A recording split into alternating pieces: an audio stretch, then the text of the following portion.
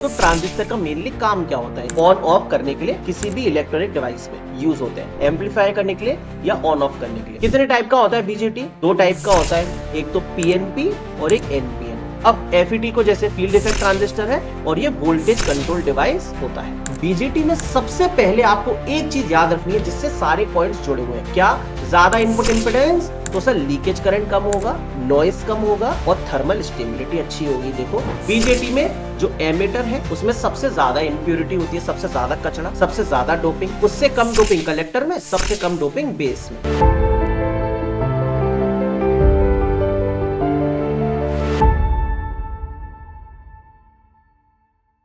Hello दोस्तों, कैसे हैं आप सभी? दोस्तों, आज की इस वीडियो में मैं आप सभी को बीजेटी और एफईटी के बीच में कंप्लीट नॉलेज देने वाला हूं। इन दोनों के बीच में मैं एक कंपैरिजन चार्ट के फॉर्म में आपको पूरे के पूरे पॉइंट्स एक्सप्लेन करूंगा और साथ में वीडियो के लास्ट में हम लोग क्वेश्चंस भी करेंगे, तो आपका ये पूरा टॉपिक अच्छे से कवर हो जाएगा और अच्छे से समझ में आएगा। अब देखिए, बीजेटी और एफईटी को देखोगे तो दोनों में ट्रांजिस्टर आता है ना, bipolar junction transistor, field effect transistor. तो ट्रांजिस्टर का मेनली काम क्या होता है? इसका दो तरीके का काम होता है। एक तो एम्पलीफाई करना सिग्नल को, जैसे कि लाउड स्पीकर के लिए, और एक स्विचिंग की तरह ऑन ऑफ करने के लिए किसी भी इलेक्ट्रॉनिक डिवाइस में। ठीक है, लैपटॉप, मोबाइल, हर जगह ये ट्रांजिस्टर्स यूज होते हैं एम्पलीफाई करने के लिए या ऑन ऑफ करने के लिए, जैसी भी आपकी रिक्वायरमेंट है। अब देखिए, यहां पर है बीजेटी, बाइपोलर जंक्शन ट्रांजिस्टर। तो सबसे पहले तो ये समझते हैं कि ये बीजेटी में क्या है। तो इसमें तीन टर्मिनल होते हैं मेरे दोस्त। कौन कौन से? देखो, एक तो ये कलेक्टर है, एक ये बेस है, एक ये एमिटर है ना। Collector, base, emitter. कितने टाइप का होता है बीजेटी? दो टाइप का होता है, एक तो पीएनपी और एक एनपीएन, है ना। देखो, एनपीएन और पीएनपी। क्लियर है? अब पीएनपी और एनपीएन को पहचाने कैसे, ये भी एक दिक्कत है। तो देखिए, इसमें करंट की डायरेक्शन इंपॉर्टेंट है कि जैसे पीएनपी में एमीटर से बेस में करंट जाता है और एनपीएन के अंदर यही करंट बेस से एमीटर में जाता है। इस तरीके से आपको पहचानना रहेगा। अब जैसे बीजेटी में बाइपोलर लिख के आता है, तो सर ये बाइपोलर का मतलब क्या है? बाइपोलर का मतलब ये है कि इसमें जो करंट फ्लो करेगी वो इलेक्ट्रॉन्स प्लस होल्स दोनों की वजह से करती है, इसलिए बोल रहे हैं बाइपोलर। इलेक्ट्रॉन्स भी होंगे और होल्स भी होंगे, दोनों का पार्टिसिपेशन होगा। बीजेटी जो होती है ना, अब देखिए, ये करंट कंट्रोल डिवाइस है। मतलब इसमें ये जो कलेक्टर टर्मिनल होता है इससे हम लेते हैं आउटपुट, और ये जो बेस टर्मिनल होता है इससे हम देते हैं इनपुट। समझे?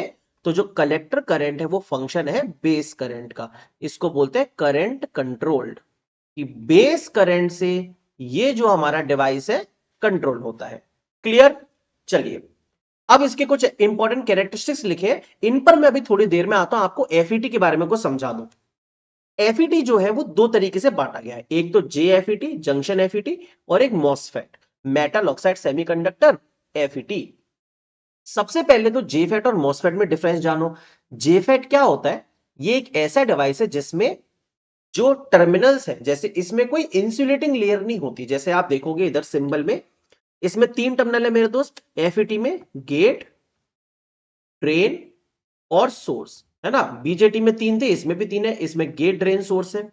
अब गेट टर्मिनल देखो डायरेक्टली जुड़ा हुआ है इससे, तो कोई भी इंसुलेटिंग लेयर नहीं है जेफेट में। लेकिन गेट टर्मिनल देखो यहां पर अलग से जुड़ा हुआ है, बीच में गैप है, अलग से जुड़ा हुआ है, बीच में गैप है, अगर आप नोटिस कर पा रहे हो तो बीच में इंसुलेटिंग लेयर होती है जो कि सिलिकॉन डाइऑक्साइड की होती है, SiO2 की। इसीलिए इनका सिंबल पहले अलग अलग है। तो जेफेट समझ में आ गया, मॉसफेट समझ में आ गया। अब जेफेट में दो हो गए, एक तो एन चैनल हो गया, एक पी चैनल हो गया। और मॉसफेट में भी ऐसे हो गए, डिप्लीशन मोड और एनहेंसमेंट मोड। इसमें N channel, P channel, N channel, P channel. Total symbol कितने हो गए? 6 हो गए। मैं आपको इसको याद रखने का तरीका बताता हूं। देखो, आपको कैसे याद रखना है? एक शॉर्टकट है इन, IN। जैसे मैं बोलता हूं कम इन, अंदर आओ, तो इन मतलब होता है अंदर। तो एन चैनल वाला जो होगा उसमें करंट अंदर की तरफ आती है। तो देखिए, ये एन चैनल वाला है, इसमें देखिए करंट अंदर की तरफ आ रही है। ये एन चैनल वाला है, इसमें करंट अंदर की तरफ आ रही है। ये एन चैनल वाला है, इसमें करंट अंदर की तरफ आ रही है। बोलो, समझ गए कि नहीं? यस सर, ये तो समझ में आ गया, बड़ा ही सिंपल था बस। और पी चैनल में देखो करंट बाहर की तरफ, पी चैनल में देखो करंट बाहर की तरफ, पी चैनल में देखो करंट बाहर की तरफ। खेल खत्म, सारे के सारे सिंबल याद हो गए। एक और चीज, जैसे जेफेट है वो उसका गेट डायरेक्टली कनेक्ट होगा और मॉसफेट का जो गेट है वो ऐसे इंसुलेटिंग लेयर होती है। अब एक चीज और, इसमें डिप्लीशन और एनहेंसमेंट सर बता दीजिए ये क्या होता है। देखो, डिप्लीशन मोड एक ऐसा है जिसमें कि रास्ता पहले से प्रेजेंट है, तो देखो ये सॉलिड लाइन होगी। और एनहेंसमेंट मोड वो है जिसमें कि आपको अब नया रास्ता बनाना है, तो ये टूटी हुई रोड होती है, टूटी हुई रोड होती है। तो जो टूटी हुई रोड है वो एनहेंसमेंट, और जो पूरी की पूरी रोड है बनी हुई वो डिप्लीशन। इनका मतलब अलग है, मायने अलग है, वो कभी किसी और लेक्चर में समझेंगे। ठीक है, तो एफईटी के बारे में मैंने आपको जो भी समझाया वो क्लियर हो गया। अब एफईटी को जैसे फील्ड इफेक्ट ट्रांजिस्टर है और ये वोल्टेज कंट्रोल डिवाइस होता है। क्या होता है? Voltage control. क्लियर है? बीजेटी करंट कंट्रोल था, ये वोल्टेज कंट्रोल है ना। इसमें तीन टर्मिनल्स तो ये है, गेट, ड्रेन, सोर्स, ये मैं आपको पहले बता ही चुका हूं, एन चैनल, पी चैनल। अब आते हैं इनके कंपैरिजन पे। देखिए दोस्त, बीजेटी के अंदर क्या होता है, ध्यान दीजिए। बीजेटी में सबसे पहले आपको एक चीज याद रखनी है जिससे सारे पॉइंट्स जुड़े हुए हैं, क्या? इसका इनपुट इंपिडेंस लो होता है। अगर इनपुट इंपिडेंस कम है तो इसमें जो लीकेज वैल्यू है, मतलब जो करंट है, लीकेज करंट, वो एंटर कर जाएगी। कम इंपिडेंस तो ज्यादा लीकेज होगा, आसानी से इसमें कचरा आ जाएगा, लीकेज करंट इसमें ज्यादा होगी। उसकी वजह से क्या होगा? ज्यादा नॉइज होगा। मतलब लीकेज करंट मतलब लीक कर रहा है, जैसे टोटी में से पानी लीक करता है नल में से, तो आवाज करता है ना। तो उसी तरीके से इसमें इनपुट इंपिडेंस कम, तो करंट लीक ज्यादा करेगी, ज्यादा नॉइज आएगी, इसकी थर्मल स्टेबिलिटी कम हो जाएगी। क्यों? क्योंकि लीकेज करंट हमारी टेम्परेचर पे वेरी करती है, टेम्परेचर चेंज होगा, टेम्परेचर बढ़ेगा तो ज्यादा लीकेज, टेम्परेचर कम तो कम लीकेज। लीकेज करंट मतलब इलेक्ट्रॉन्स, टेम्परेचर बढ़ेंगे ज्यादा इलेक्ट्रॉन्स आएंगे, ज्यादा लीकेज, टेम्परेचर कम, कम इलेक्ट्रॉन्स, कम लीकेज। तो बेसिकली इसकी थर्मल स्टेबिलिटी कम है क्योंकि ज्यादा लीकेज है, ज्यादा नॉइज है। चारों पॉइंट्स याद हो गए? अब देखो यहां पे समझ लो, इसका इनपुट इंपिडेंस ज्यादा है, पूरा का पूरा खेल इसी पे टिका है। ज्यादा इनपुट इंपिडेंस तो सर लीकेज करंट कम होगा, नॉइस कम होगा और थर्मल स्टेबिलिटी अच्छी होगी। देखो, नॉइस कम, थर्मल स्टेबिलिटी अच्छी और लीकेज करंट कम। क्लियर है बात? एकदम। बीजेटी मैंने बताया था आपका बाइपोलर होता है, इसमें इलेक्ट्रॉन्स और होल्स दोनों की जगह, दोनों की वजह से कंडक्शन होता है। एफईटी यूनिपोलर हो जाएगा, इसमें सिर्फ और सिर्फ मेजोरिटी चार्ज कैरियर्स की वजह से कंडक्शन होता है। मेजोरिटी कैरियर्स, एन चैनल होगा तो इलेक्ट्रॉन्स की वजह से होगा, पी चैनल होगा तो होल्स की वजह से कंडक्शन होगा। समझ में आ गया? तो ये इन दोनों के बीच में मेनली डिफरेंस था। देखो, majority cover, unipolar cover, thermal stability, noise, high input impedance सब कवर हो गया। बीजेटी में भी इनपुट इंपेडेंस, नॉइज, बाइपोलर और थर्मल स्टेबिलिटी सब कवर हो गया। अब यहां पे लिखा है कि बीजेटी में डोपिंग का ऑर्डर क्या है, एरिया क्या है, बड़ा सिंपल सी चीज है। बीजेटी में जो एमिटर है उसमें सबसे ज्यादा इंप्योरिटी होती है, सबसे ज्यादा कचरा, सबसे ज्यादा डोपिंग। उससे कम डोपिंग कलेक्टर में, सबसे कम डोपिंग बेस में। ये डोपिंग का हो गया हिसाब किताब। अगर एरिया की बात करोगे कौन सी लेयर सबसे बड़ी, तो वो यहीं पे दिख रही है, देखो, कलेक्टर की लेयर सबसे बड़ी, एमिटर की और छोटी, बेस की सबसे छोटी। तो एरिया सबसे ज्यादा कलेक्टर का, एमिटर का उससे कम, बेस का सबसे कम एरिया। तो डोपिंग भी क्लियर, एरिया भी क्लियर, ये पूरा का पूरा पेज क्लियर। यहां पे देख लीजिए, एफईटी के अंदर कुछ डिसएडवांटेजेस है। वो क्या है?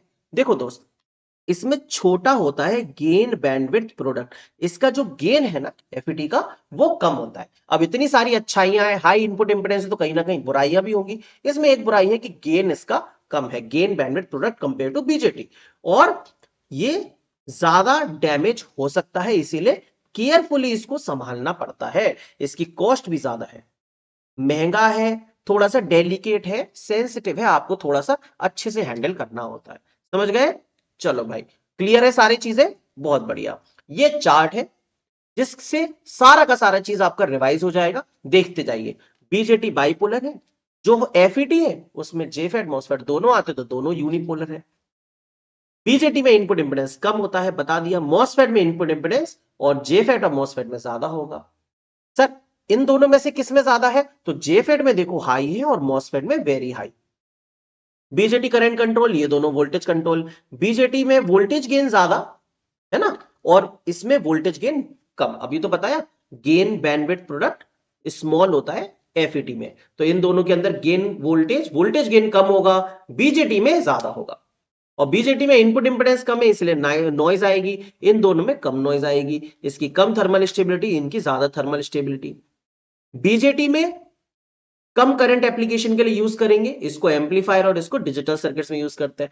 आप देखो सबसे इंपॉर्टेंट इनका स्पीड, जो बीजेटी है इसको कम स्पीड के लिए यूज करते हैं और एफईटी को ज्यादा speed, high speed and very high speed. इस तरीके से मेरे दोस्त ये पूरा का पूरा आपका इन तीनों का कंपैरिजन हो गया। चलो कुछ क्वेश्चंस भी कर लेते हैं। अच्छा ये देख लो भैया आपके रिवीजन के लिए कि इनपुट इंपेडेंस बीजेटी में सबसे कम, जेफेड में और ज्यादा, मॉसफेट में सबसे ज्यादा। लीकेज करंट की बात करेंगे तो इनपुट इंपेडेंस कम तो लीकेज करंट ज्यादा, उल्टा ऑर्डर हो गया। और स्पीड की बात करेंगे तो मॉसफेट की सबसे ज्यादा। चलो फील्ड इफेक्ट ट्रांजिस्टर में क्या होता है? फील्ड इफेक्ट ट्रांजिस्टर मतलब एफईटी। क्या हाई इनपुट रेजिस्टेंस होता है? सही बात। High noise? गलत बात। Low resistance input resistance? गलत बात। Low noise? सही बात। तो क्या आंसर हो गया? 1 and 4, A and D, first option. Clear है मेरे भाई? Which statement related to JFET is incorrect? It generates large noise, यही इनकरेक्ट हो गया है ना। इनकरेक्ट पूछ रहा है तो इट जनरेट्स लार्ज नॉइज, गलत बात है, इसमें नॉइज थोड़ी होती है। बाकी देखो 3 टर्मिनल वोल्टेज कंट्रोल्ड है, जी हाँ। High input impedance, yes. Unipolar, yes. बिल्कुल सही है ये क्वेश्चन, ठीक है। एक और देख लो, ये देखो ईएसी के 2023 में आया है, identify the device based on the symbol. तो ये क्या है? देखिए गेट डायरेक्टली जुड़ा हुआ है तो ये जेफेट है या मॉसफेट? सर ये जेफेट है। एरो अंदर है या बाहर? सर एरो तो अंदर है। इन मतलब एन चैनल, तो ये हो गया एन चैनल जेफेट। इतना आसान है मेरे भाई अगर चीजें इस तरीके से याद रखोगे तो। और देख लो gate leakage current in JFET कितना होता है। अब देखो लीकेज करंट डिपेंड करती है मटेरियल पे कि जर्मीनियम का बना है कि सिलिकॉन का। याद रखना जर्मीनियम के लिए माइक्रो एम्पियर में होता है और सिलिकॉन के लिए नैनो एम्पियर में। हम सारे के सारे डिवाइसेस सिलिकॉन के बनाते हैं, इसलिए आंसर हो जाएगा 10 की पावर -9 नैनो एम्पियर। और क्वेश्चन देखो ये ए का क्वेश्चन है, कौन सी statement is are correct? BJT is a current controlled with high input impedance and high gain bandwidth. क्या बीजेटी में हाई इनपुट इंपेडेंस होता है? नहीं। यूजेटी पॉजिटिव रेजिस्टेंस डिवाइस है? जी नहीं। पावर इलेक्ट्रॉनिक्स अगर थोड़ा पढ़ा होगा तो यूजेटी नेगेटिव रेजिस्टेंस होता है। एफईटी वोल्टेज कंट्रोल्ड है, high input impedance and low gain bandwidth, ये बिल्कुल सही है। BJT FET UJT can all be used for amplification? नहीं मेरे दोस्त, बीजेटी एफईटी को यूज कर सकते हैं, यूजेटी तो एससीआर के ट्रिगरिंग के लिए यूज होता है, तो ये भी गलत है। तो सही है केवल और केवल ओनली 3। एक और क्वेश्चन देख लीजिए, which is not an advantage of FET over BJT. कौन सा एडवांटेज नहीं है?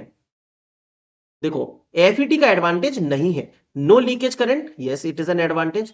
लार्ज गेन बैंडविड्थ प्रोडक्ट, ये गलत बात बोल रहा है। लो पावर डिसिपेशन, ये ठीक है। High input resistance, high input resistance, ये भी सही है। तो लार्ज गेन बैंडविड्थ प्रोडक्ट नहीं होता, ये ऑप्शन गलत हो गया।